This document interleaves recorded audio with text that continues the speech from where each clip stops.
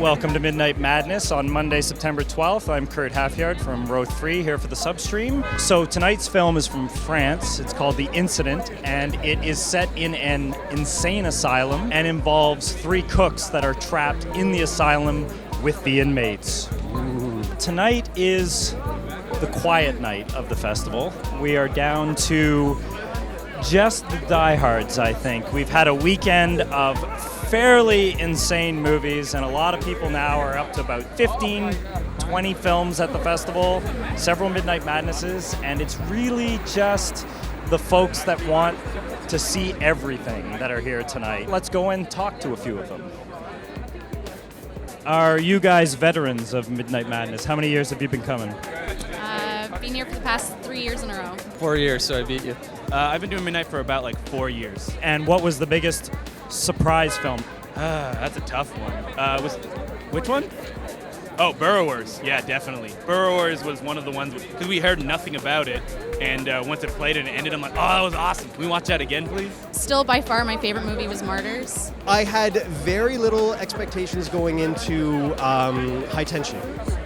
I will say that I'm very poorly prepared myself this year, and so it was only when I was walking here tonight and it occurred to me, I'm like, I think tonight's one has to do with a mental asylum and the various shenanigans inside, and that truly excited me. This is the first year where not only am I seeing all 10, but up until now, they've all been supremely solid, better than they have in any other year in terms of hits versus misses.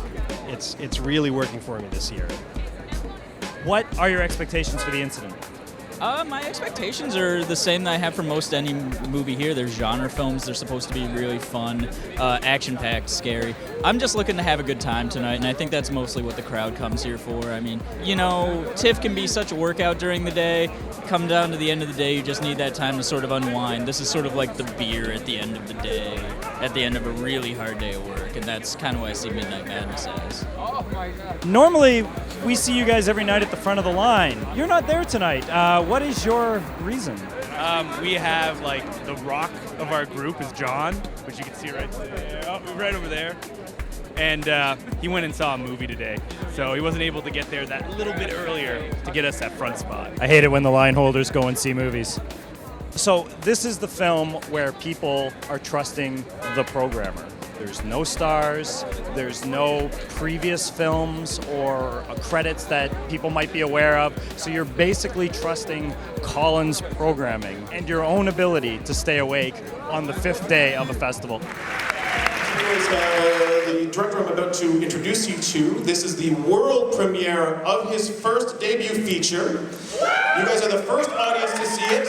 His background comes from music videos, and he's done music videos for U2, for White Stripes, for Air. Give it up for Alexandre Courtes! Hello. I was very lucky to find this script, and hope you like it.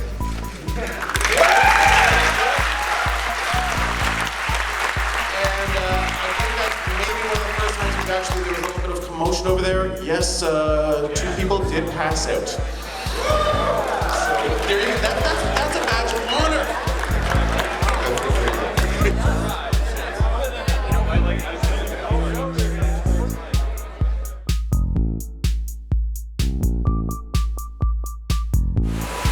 It's recording.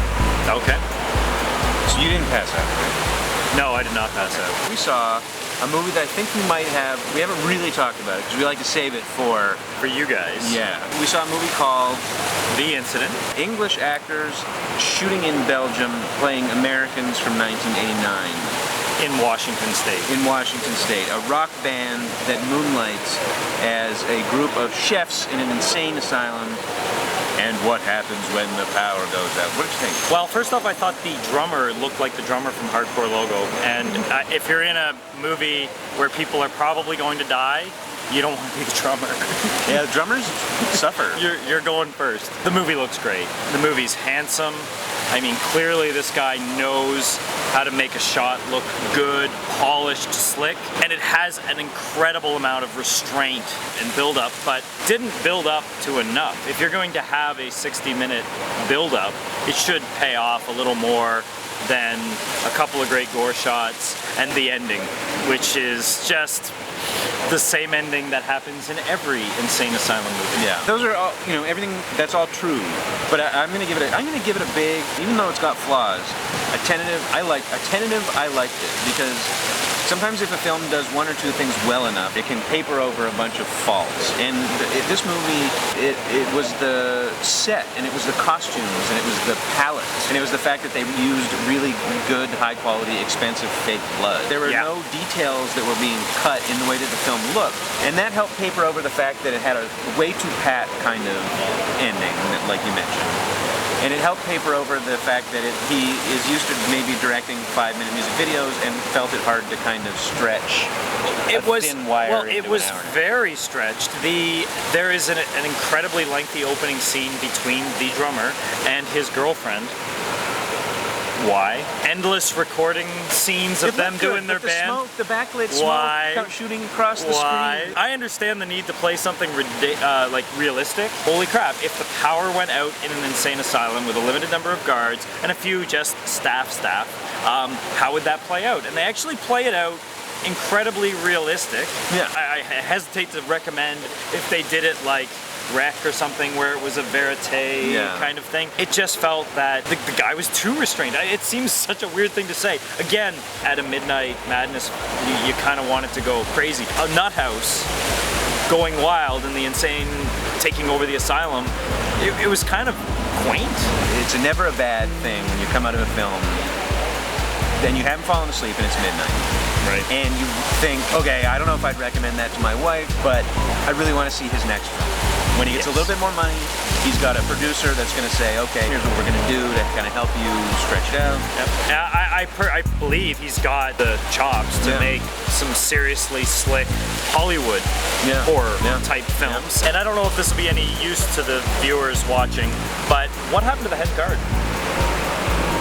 I don't know. Watch the movie and find out. It's a mystery. The head guard, it's like a Where's Waldo puzzle in this movie. What happened? What happened? See you tomorrow.